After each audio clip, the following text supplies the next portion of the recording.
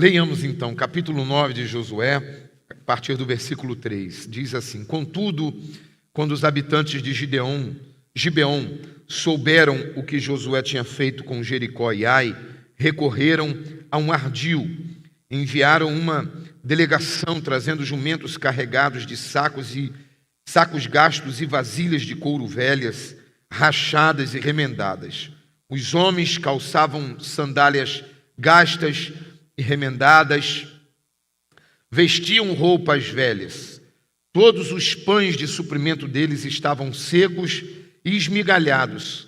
Foram a Josué no acampamento de Gilgal e disseram a ele e aos homens de Israel: Viemos de uma terra distante, queremos que façam um acordo conosco. Os israelitas disseram aos heveus: Talvez vocês vivam perto de nós. Como poderemos fazer um acordo com vocês? Somos seus servos, disseram a Josué. Josué, porém, perguntou: Quem são vocês? De onde vocês vêm?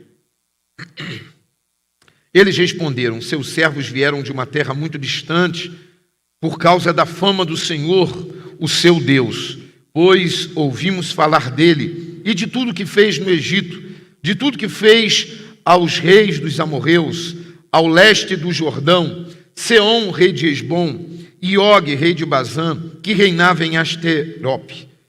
E os nossos líderes e todos os habitantes da nossa terra disseram: Juntem provisões para a viagem, vão encontrar-se com eles e digam-lhes: Somos seus servos, façam um acordo conosco. Este nosso pão estava quente quando embrulhamos em casa no dia em que saímos de viagem para cá. Mas vejam como agora está seco e esmigalhado. Estas vasilhas de couro enchemos de vinho, quando enchemos de vinho eram novas, mas agora estão rachadas, e as nossas roupas e sandálias estão gastas por causa da longa viagem. Os israelitas examinaram as provisões dos heveus, mas não consultaram o Senhor. Então Josué fez um acordo de paz com eles, garantindo poupar-lhes a vida, e os líderes da comunidade o confirmaram com um juramento. 3 dias depois de fazerem um acordo com os gibeonitas, os israelitas souberam que eram vizinhos e que viviam perto deles. Somente até aqui, meus amados.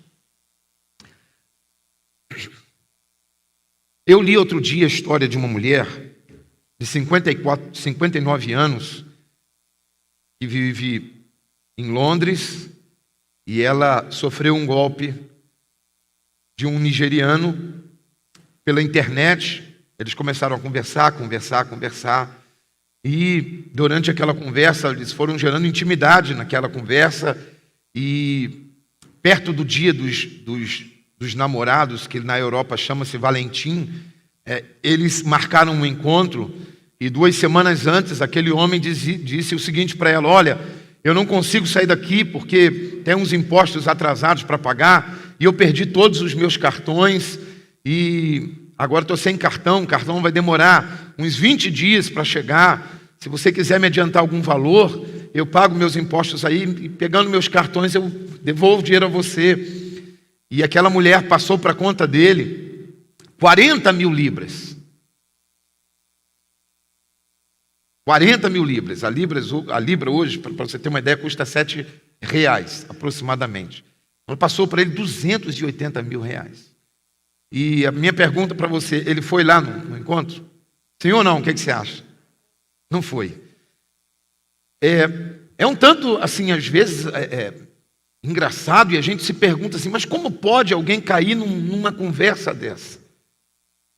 Como pode alguém cair num golpe desse?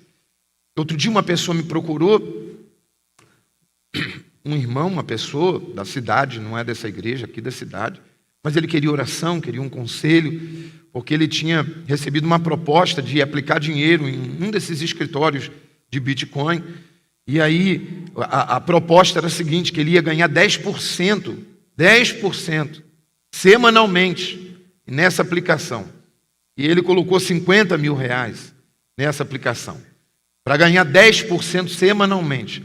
Com a taxa Selic, há um tempo atrás, ela estava nesse período que ele me contou, estava baixando, estava 6 ao ano, ele ia ganhar 10% por semana. Ganhou os primeiros 10% na primeira semana, gostou, ganhou 10% na segunda, gostou, na terceira semana, na quarta semana, quando ele ia tirar o dinheiro, que ele ia tirar mais 10%, o escritório propôs a ele de fazer uma aplicação maior e de trazer mais pessoas, então ele levou 150 mil e aplicou lá, e chamou mais amigos e falou, estou recebendo juros e não preciso contar para você o final da história, que o escritório fechou e sumiram, e todo mundo desapareceu.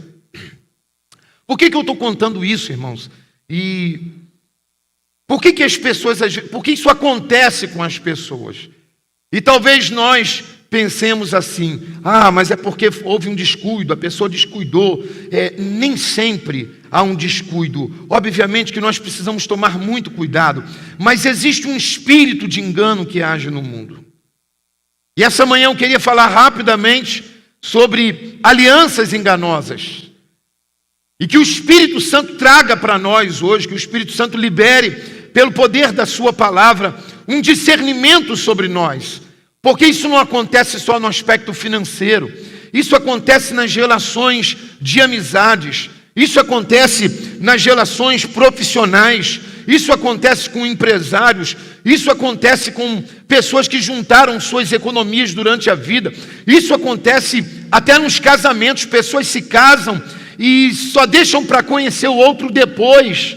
Enfim, são muitos enganos que estão na terra hoje.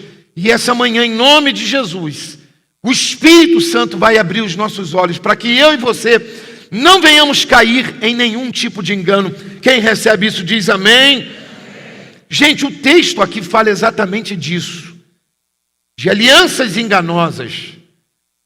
E quando vemos o texto, o homem que foi alvo de um engano não era um homem comum. O homem que foi alvo de um engano é Josué, o capitão dos exércitos de Israel, o líder de Israel. E ao meditar nisso, a minha oração foi: Senhor, me livra de todo espírito de engano, livra a tua igreja de todo espírito de engano. Observe, gente, Deus tinha dado uma direção para Israel. A ordem que Deus havia dado para Israel foi a seguinte: vocês vão conquistar todas as nações da terra de Canaã. Por que Israel tinha esse direito? Deus não tomou de ninguém. Deus simplesmente estava devolvendo a Israel as terras do patriarca Abraão. Abraão havia comprado aquela terra de Siquém. Então toda aquela região pertencia a Abraão. Por um decreto de Deus e por uma legitimação num negócio que Abraão fez. Então, agora Israel tem direito sobre essas terras. E Deus havia falado: olha, exterminem todos os povos para que vocês não sejam contaminados com a idolatria deles. Isso era uma direção de Deus para aquele tempo, e nós não vamos entrar no mérito dessa questão. E agora, os gibeonitas, eles ouvem falar que Josué já tinha destruído a Jericó, já tinha destruído a Ai, a próxima cidade seria Gibeon. Então eles usam de um ardil, eles usam um disfarce para ir fazer uma aliança com Israel. E nesse disfarce eles usam de algumas estratégias, de alguns enganos. E a pergunta que fica: como aconteceu isso com Israel? Veja que Josué perguntou: quem são vocês? De onde vocês vêm? E eles responderam: nós viemos de uma terra muito distante. Eles colocaram roupa velha, colocaram odres velhos, sandálias velhas, tudo para enganar o povo de Deus, tudo para fazer uma aliança que era enganosa. Então isso acontece nos nossos dias.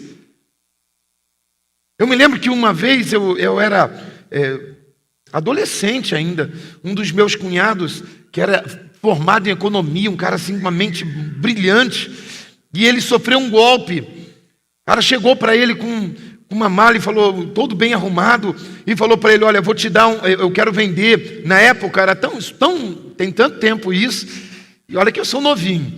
Na época era um videocassete, lembra? Ele tinha um videocassete de uma última geração que estava saindo.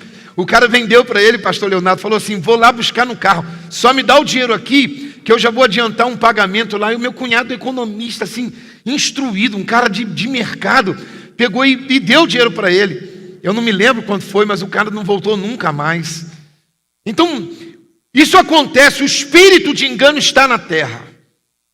E eu quero declarar em nome de Jesus, que sobre nós, que dentro de nós, em nós está o Espírito de Deus, o Espírito de discernimento, de sabedoria, em nome de Jesus. Então muitas pessoas têm caído em muitos tipos de engano, enganos profissionais, na hora de fazer um negócio, na venda de um carro, na compra de um carro, na venda de terreno, engano nas amizades, pessoas que montam sociedades e se sentem enganadas e foram de fato enganadas. Quantas pessoas comprometeram seu casamento, comprometeram sua vida em alianças erradas, em alianças enganosas, alianças feitas debaixo de engano. Quantas pessoas foram já enganadas na sua vida? E aqui o povo de Deus está sendo enganado. Pessoas que entraram em lutas que não era para entrar por causa do espírito de engano. Pessoas que assumiram contas para pagar por conta de uma sociedade que fora feita e hoje estão atribuladas, aflitas, magoadas, feridas por causa do espírito de engano. Por que muitas pessoas caem em engano? O que aconteceu com Israel? Com a nação de Israel, e o que pode acontecer conosco? Veja, queridos, 3 motivos pelos quais muitas pessoas são enganadas, e isso acontece nos nossos dias, e aconteceu aqui. Primeiro motivo é porque as pessoas desconhecem os perigos que uma aliança errada pode causar. Pessoas desconhecem os perigos que um acordo errado, que uma sociedade errada pode causar. As pessoas às vezes ignoram isso. Isso pode paralisar a sua vida. Isso pode ferir a nossa vida. Isso pode barrar os nossos sonhos. Isso pode tomar muito tempo de nós. Alianças erradas. E necessariamente eu não estou falando de a perda de dinheiro, mas a perda de tempo, o desgaste emocional, o distanciamento de Deus. Tudo na nossa vida sempre vai entrar por uma porta de relacionamento. Os relacionamentos são inevitáveis. Agora é importante que tenhamos discernimento para qual tipo de relacionamento, que tipo de pessoas nós vamos nos relacionar. O espírito de engano ronda a terra. E deixa eu aproveitar para dizer uma verdade aqui, e ela é dura, mas é melhor uma verdade dura do que uma mentira flexível. É melhor uma verdade dura do que um engano que aprisiona. No meio da igreja, nas igrejas, na igreja no geral, existem pessoas que enganam também. Então os relacionamentos precisam passar por um filtro de Deus. Um filtro do Espírito Santo. Por que as pessoas caem em armadilhas, em ciladas, em alianças enganosas? Porque ignoram os perigos de uma aliança.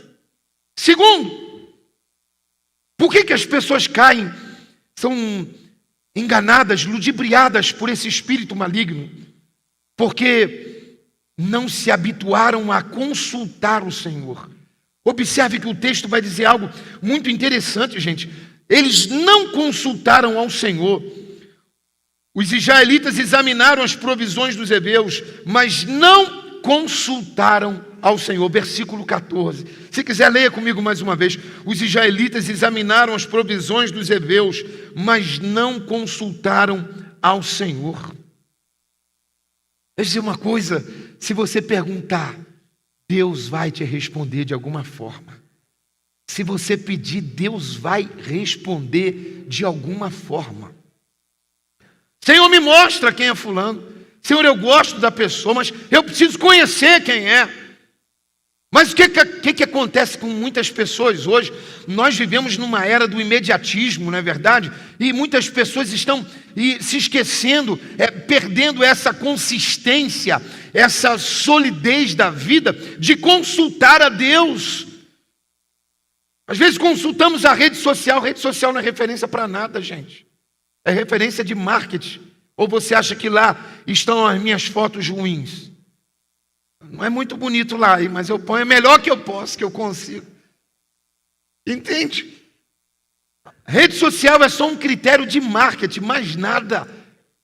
Mas as pessoas estão buscando relacionamentos, buscando confirmar algo pelas redes sociais, buscando confirmar alguma coisa de forma superficial, e esquecemos do principal: consultar ao Senhor. Senhor, eu devo realmente fazer isso? Mas às vezes nós não queremos atrasar nossa agenda. E eu quero liberar uma palavra aqui para nós guardarmos isso. Com Deus, a nossa agenda nunca é atrasada. Tempo em oração não é tempo gasto, é tempo investido. Tempo em oração é tempo investido. E às vezes nós estamos só comunicando a Deus as nossas decisões. Espírito Santo, nos ajuda essa manhã. Em nome de Jesus, não comunique a Deus as suas decisões, não. Peça a orientação dEle. O Espírito Santo é nosso amigo. O Espírito Santo é o nosso paracleto, é o nosso advogado, aquele que anda junto. O Espírito Santo é o nosso Senhor. O Espírito Santo está no lugar de Jesus. Ele pode te orientar, como tenho dito. Ele tem informação que eu e você não temos. O Espírito Santo conhece o amanhã, conhece o mês de setembro, o mês de outubro, o mês de dezembro. Ele já chegou no nosso futuro. Consulte o Espírito de Deus. Por que nós caímos em alianças enganosas? Porque não consultamos ao Senhor. Não queremos investir tempo nisso. Não queremos atrapalhar nossa agenda. Pessoas às vezes que conhecem o outro com... É só um conselho de pastor. Mas às vezes você conheceu ele, minha irmã, tem 2 meses. Já marcou o noivado, não é cedo demais. Conheceu ontem, não, vem aqui na minha casa. Não é cedo demais. Conheceu tem pouco tempo, vamos montar uma sociedade. Não é cedo demais.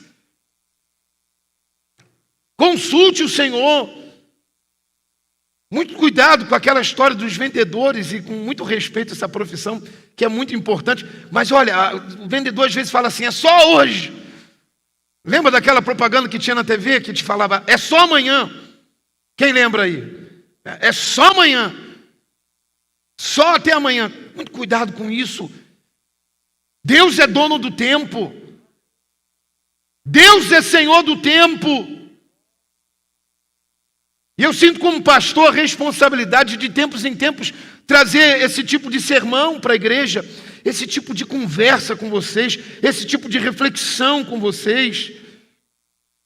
Terceiro, por que as pessoas caem nesse espírito de engano? Primeiro, porque desconhecem os prejuízos, ignoram o prejuízo de uma aliança errada. Segundo, porque não querem perguntar a Deus, querem comunicar a Deus. Terceiro, por que nós muitas vezes ficamos vulneráveis? Porque as pessoas caem nesse tipo de espírito de engano, nessa conversa de engano, porque não querem esperar uma resposta de Deus dada através do tempo. Tem respostas que só virão com o tempo. Confiança não se compra. Confiança é construída. Confiança exige tempo. Se você não entender esse princípio da confiança, muito provavelmente você vai cair num espírito de engano desse. A confiança ela exige tempo. Em muitos momentos na nossa vida nós vamos precisar esperar uma resposta. Resposta que vai vir com tempo. Mas às vezes nós queremos uma resposta rápida e nós damos um jeito. E E eu já vi pessoas fazerem provas assim, elas falam assim, eu fiz prova de Deus, pastor. Uma vez atendi uma senhora, ela falou, pastor, eu fiz prova de Deus. E falei, se eu entrar na igreja, pastor passar por mim e me cumprimentar, olhando no meu olho, eu vou entender que é um sim. E o senhor passou, pastor. Olhou para mim e me cumprimentou. Isso aconteceu comigo, no meu gabinete, eu atendi a irmã falando isso. E Deus confirmou. Irmão, não faça isso. Deus não é Deus de confirmações genéricas. Você quer uma confirmação de Deus? Peça algo assim pontual. Algo que só você e Deus sabem. Ah, se o pregador falar que Deus vai abençoar, é confirmação. Nós estamos muitas vezes tendenciosos a ouvir uma confirmação. Sim ou não? A gente fica tendencioso. Fala, não, a pastora olhou para mim, apontou o dedo e recebi, já era. Então, cuidado, Deus é um Deus de especificidade. Seja específico se você vai pedir uma confirmação de Deus. Se é que você vai pedir uma confirmação de Deus, seja específico. Gideão botou a lã lá e falou, Senhor, se o Senhor é comigo, molha o terreno todo, menos a lã. Caiu o orvalho no terreno todo, a lã ficou seca. Ele falou, agora me permita mais uma vez, Senhor. Se o Senhor é comigo, agora que molhe só a lã e o terreno todo fique seco. Aí molhou só a lã, um novelo de lã, e o terreno ficou seco. Porque Deus é específico. Se você pede com sinceridade, Ele vai te dar livramento. E essa manhã eu venho na graça, na autoridade de Deus dizer que Deus vai dar livramento para o seu povo. Que toda cilada de Satanás está sendo denunciada essa manhã, em nome de Jesus. Que toda proposta maligna não terá validade na tua vida, em nome de Jesus. Quem recebe diz amém. Aleluia. Vamos caminhar mais um pouco, porque existem coisas que viabilizam o engano. E nós precisamos ter discernimento para as coisas que viabilizam o engano. Existem coisas que viabilizam, que criam a possibilidade do engano. E é importante atentarmos para isso. Algumas estratégias que os gibeonitas usaram para com Israel, e elas são usadas hoje. Irmão, é muito sério isso. A neurolinguística ensina formas de você convencer alguém.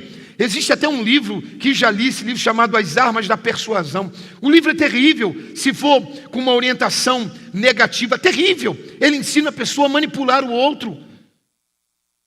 Então existem técnicas de manipulação, e nós não podemos deixar de entender que o mundo jaz no maligno, mas há poder no sangue de Jesus para livrar o seu povo. Há discernimento na palavra de Deus para te dar livramento.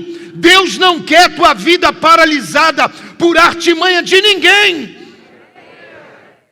Você é filho de Deus, filha de Deus. Em nome de Jesus, eu venho na autoridade do Espírito Santo. Eu sinto a autoridade de Deus para dizer: tem laço de engano sendo quebrado essa manhã, nesse domingo, hoje. Aleluia. Os gibeonitas usaram algumas artimanhas, e existem então coisas que viabilizam o engano, como lhes falei. E eu vou citar algumas delas que estão inseridas no texto. Elas estão explícitas na conversa deles. A primeira delas é a aparência. Diga comigo, a aparência. Agora me ajuda, olha para alguém aí e fala assim: cuidado com a aparência. Você já ouviu esse ditado, né? Nem tudo que reluz é. Esse ditado é da Bíblia. Mas na Bíblia não diz isso. A Bíblia diz assim: e se o diabo puder, ele vem travestido de anjo de luz. Então, olha que chave espiritual. Então tome muito cuidado, porque a aparência, olha o que o texto diz, gente. O capítulo 9, versículo 4. Recorreram a um ardil, enviaram uma delegação trazendo jumentos carregados de sacos gastos.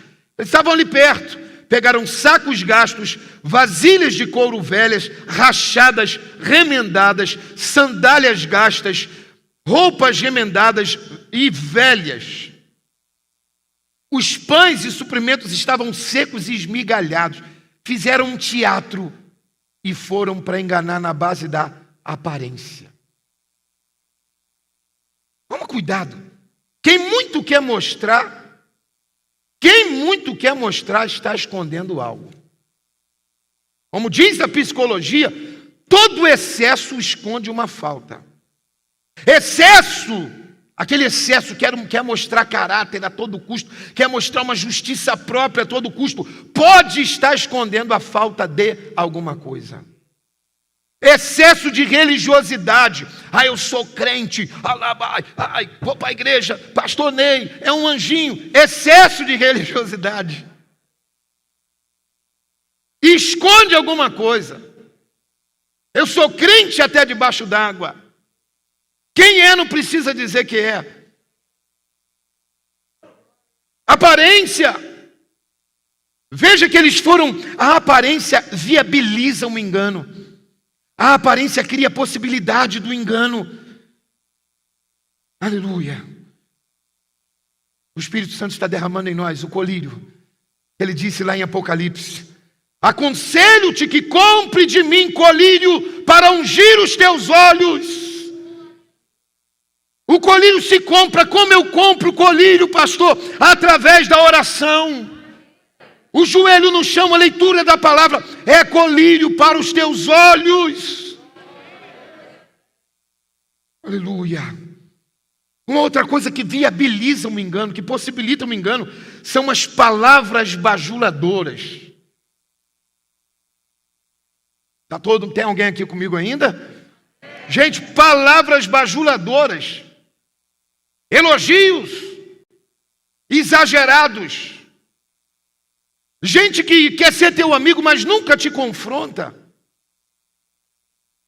Não, nunca discorda de você. Fala comigo, eu não sou isso tudo.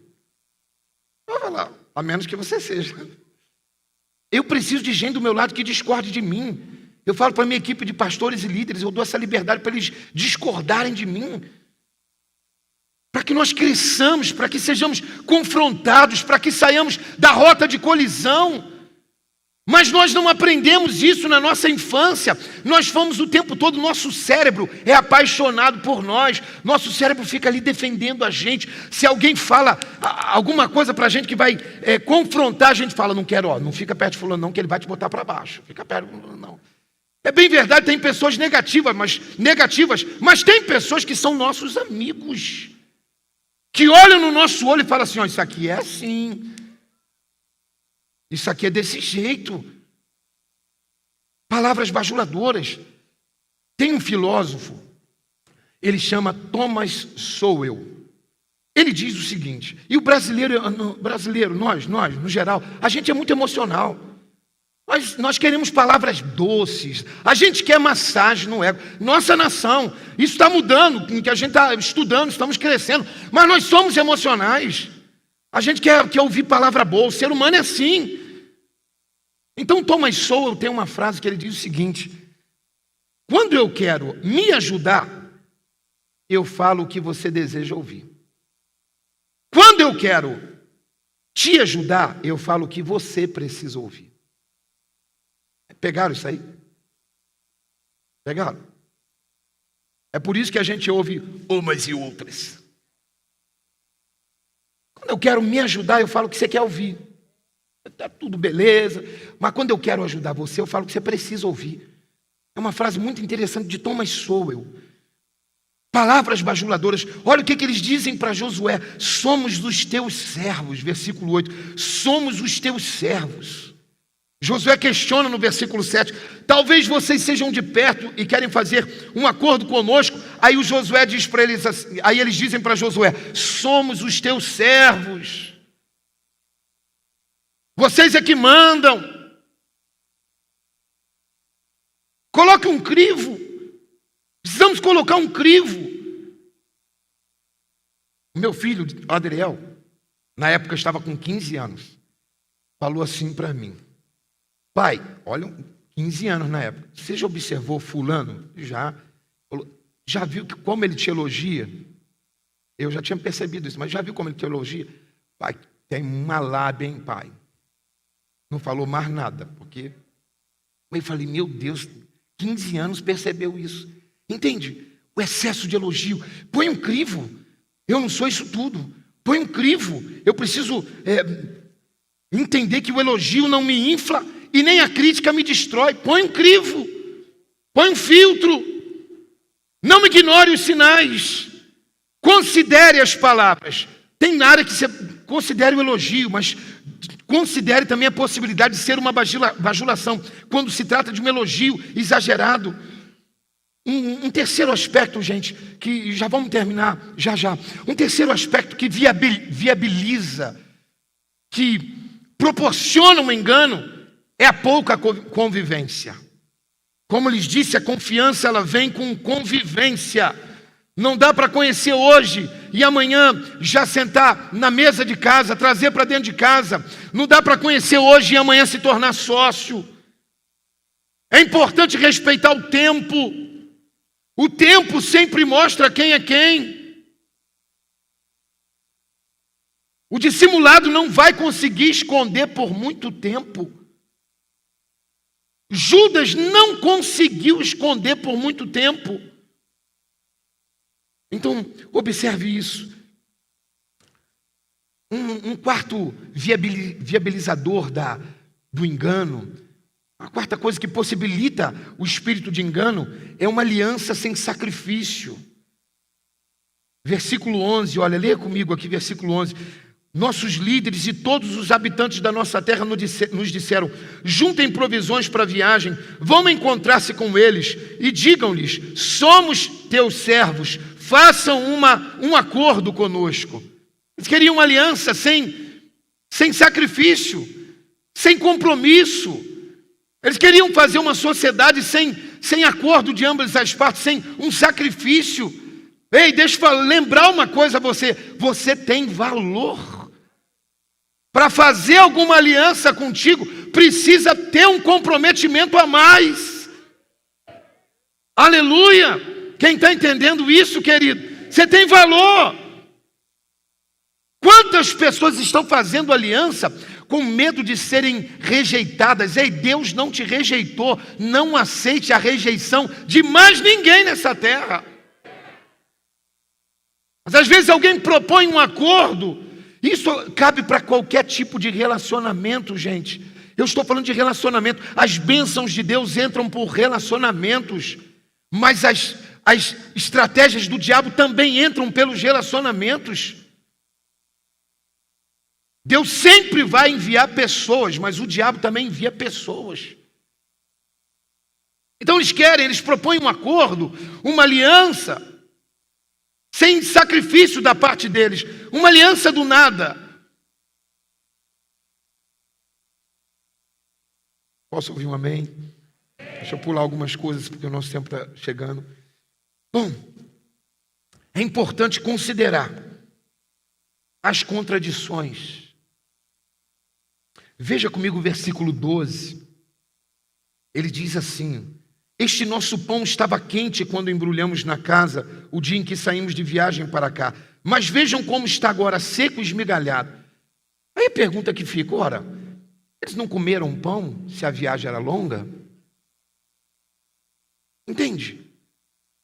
Então considere as contradições.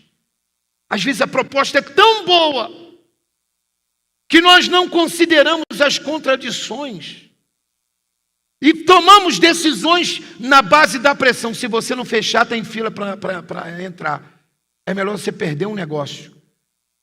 Considerando as contradições, considerando as possibilidades de fazer o certo, do que fazer uma grande besteira, uma grande bobagem. Considere as contradições. Considere. Aleluia. O discernimento não define, ele duvida. Ter discernimento é também duvidar de algumas questões. Não podemos acreditar em tudo. Às vezes nós estamos vendo que o negócio não tá batendo e a gente desconsidera. E o Josué desconsiderou. Ele estava tendo um sentimento, ele falou, vocês podem ser de perto. Veja, ele está começando a questionar, vocês podem ser de perto. Aí eles mostram um pão. Ele poderia ter considerado as contradições. Deixa eu te falar uma coisa, lembrar uma coisa a você. O Espírito Santo, nós precisamos reconhecer o Espírito Santo como nosso mentor. Reconheça o Espírito Santo como teu mentor. Ele não é um poder que age só na hora do culto. Ele é um amigo que anda com você. Ele não é uma unção que é derramada aqui na hora do louvor, na hora da oração, na hora que você dobra os joelhos, não. Ele é um amigo que anda com você, está em você, precisa ser considerado. Considere a pessoa do Espírito Santo como um mentor, um conselheiro, um amigo. Jesus falou assim, eu vou para o Pai, mas não vos deixarei órfãos, enviarei o outro Consolador, ele estará em vós, o Espírito da verdade, que o mundo não pode receber, estará em vós. O Espírito Santo não é para quem quer, é para quem foi lavado, para quem creu no poder de Jesus. Você tem o Espírito Santo. Considere o Espírito Santo como o teu mentor, o teu amigo. Ele quer o teu bem. Aleluia. Aleluia. Você é querida de Deus, querido de Deus. Deus não vai deixar você cair no engano. Em nome de Jesus, você que participa, que faz esse culto da sua casa, ou em algum lugar, em algum momento, o Espírito Santo é teu mentor, não esqueça disso. Bom, gente, alguns ingredientes faltaram aí. Eu não estou criticando Josué, também não estou criticando você de jeito nenhum. Estou aqui fazendo uma reflexão com você, nós juntos, para que o Senhor nos livre do espírito de engano. Quem pode dizer amém comigo? Algumas coisas faltaram. O tempo foi um fator fundamental, gente. Leia comigo, veja comigo, versículo 16. Veja comigo. 3 dias depois de fazerem um acordo com os gibeonitas, os israelitas souberam que eram vizinhos e que viviam perto deles. Quantos dias depois? Quantos dias, gente? 3 dias. O livramento estava há 3 dias.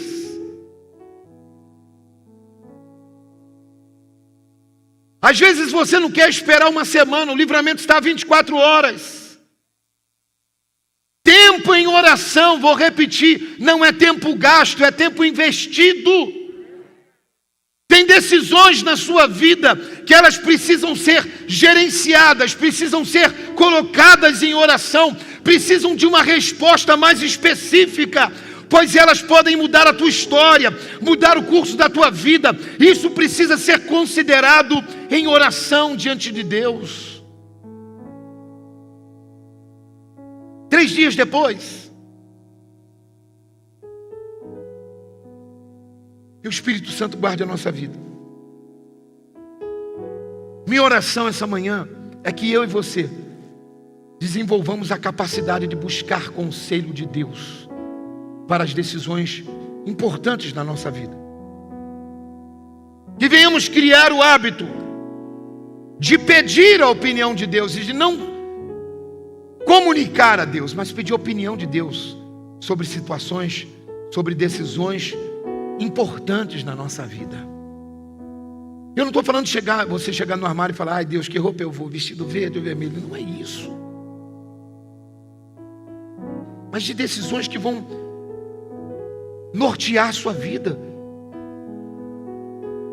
que vão deslocar você de uma cidade para outra, que são propostas que podem mudar completamente o curso da sua vida. Que nós venhamos orar a Deus, desenvolver esse hábito de buscar o conselho de Deus. de sermos específicos quando pedirmos a orientação de Deus.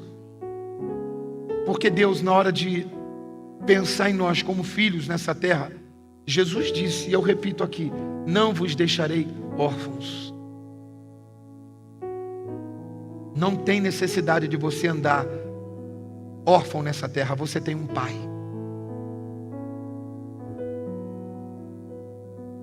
Qual é o sentido da paternidade? O pai, o dever do pai não é criar um filho bom.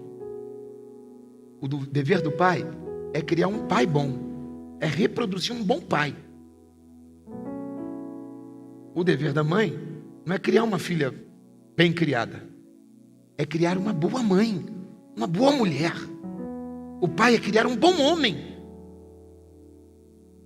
É gerarmos pessoas, desenvolvermos pessoas, gerarmos alguém autônomo.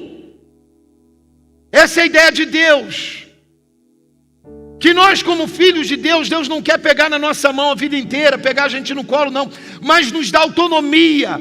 Autonomia de tal forma que nós venhamos conhecer o coração dEle, enxergar com a visão dEle, falar com a palavra dEle, e não ser enganado na terra dos viventes.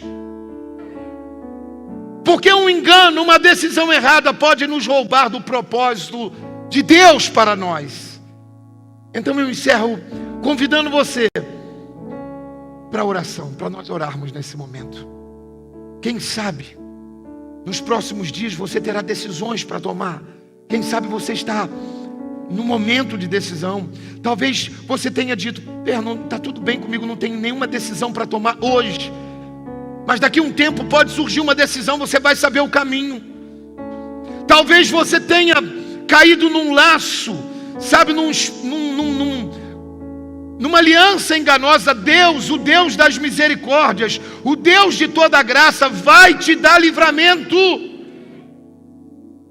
Vamos orar nesse momento. Curve a sua cabeça e fale com o Senhor.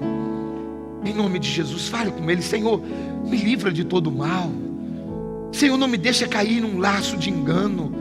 Não me deixa cair em tentação. Não me deixa, Senhor, tomar decisões erradas. Senhor, não nos deixe, Pai, unge os nossos olhos. Senhor, como o Senhor disse à igreja em Apocalipse, para que eles comprassem o colírio, nós viemos aqui essa manhã buscar do Teu colírio para os nossos olhos. Não permita, Pai, que sejamos enganados pelas circunstâncias. Não permita que sejamos enganados pelo diabo. Não permita que sejamos enganados, seduzidos pela aparência, seduzidos pela bajulação. Pai, nos livra de todo mal, Pai. Nós te clamamos em nome de Jesus.